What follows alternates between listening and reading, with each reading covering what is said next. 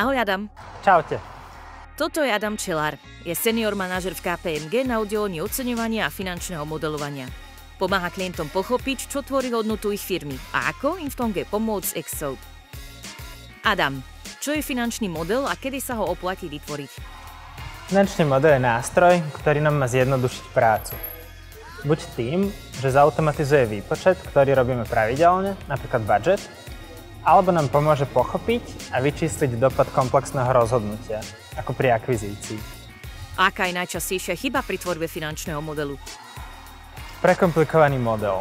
Ak je model príliš detailný, práca s ním nám zaberie viacej času. Zároveň ľudia mu budú menej rozumieť a keď mu budú menej rozumieť, budú mu aj menej dôverovať. A to platí pre investorov, pre banky a aj pre vás. Tak ako tomu predísť?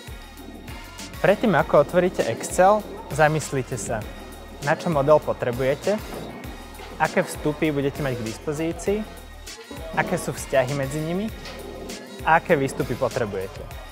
Až potom začnete modelovať. Ako si overím, že model funguje správne? Skúste do neho zadať extrémne hodnoty. Napríklad, ak zadáte 1000% infláciu, zmenia sa vám adekvátne výnosy, zmenia sa adekvátne náklady, urobíte niečo s hrubou maržou? Dáva to zmysel?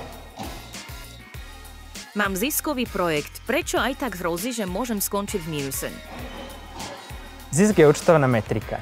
Nás zaujíma cash flow. Ten ovplyvňujú výdavky, ktoré výsledovka nezohľadňuje. Napríklad investícia do zásob alebo celkovo do položky pracovného kapitálu je niečo, čo v biznis plánoch často chýba. A ako vie v tomto pomôcť integrovaný finančný model? Integrovaný finančný model prepája účtovné výkazy.